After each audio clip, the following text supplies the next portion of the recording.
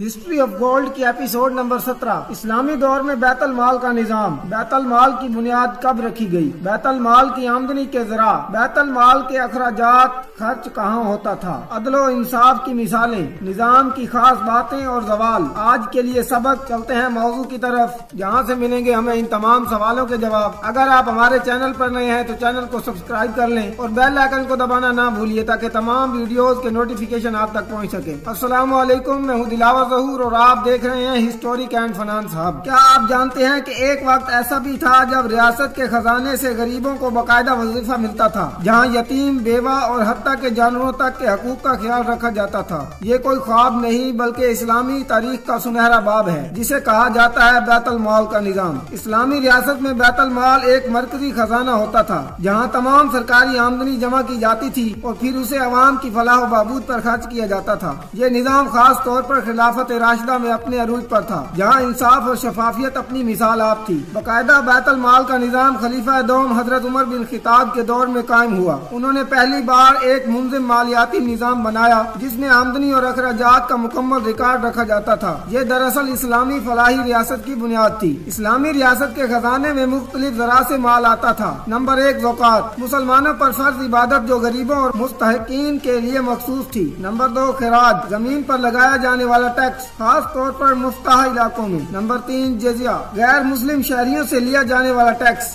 بدلے میں ان کی جان و مال کی حفاظت کی جاتی تھی۔ نمبر 4، خمس، جنگی مال غنیمت کا 5واں حصہ۔ اور نمبر 5، صدقات و عطیات، رضاکارانہ طور پر دیا جانے والا مال۔ بیت المال کا مقصد صرف خزانہ جمع کرنا نہیں بلکہ عدل کے ساتھ تقسیم کرنا تھا۔ غریبوں، یتیموں اور بیواؤں کی مدد، سرکاری ملازمین کی تنخواہیں، فوجی اخراجات، مسافر اور محتاجوں کی مدد، عوامی فلاحی منصوبے، سڑکیں، کنویں اور مساجد کے لیے بیت المال سے خزانہ خرچ کیا جاتا تھا۔ اس میں عدل و انصاف کی بہت ساری مثالیں ہیں۔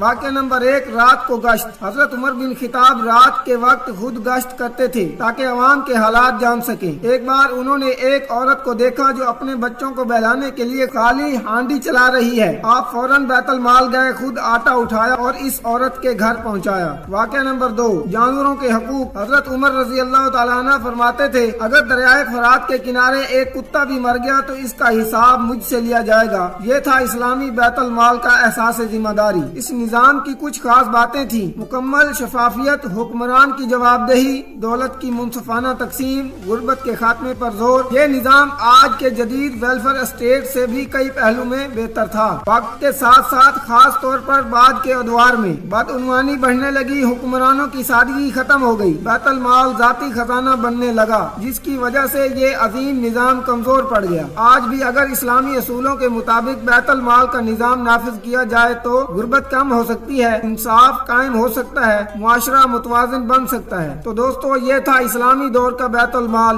ایک ایسا نظام جو صرف خزانہ نہیں بلکہ انسانیت کی خدمت کا ذریعہ تھا۔ ویڈیو کو لائک اینڈ شیئر کریں، کمنٹ سیکشن میں اپنی رائے کا اظہار کریں۔ ملتے ہیں ایک نئی ویڈیو کے ساتھ۔ اللہ حافظ۔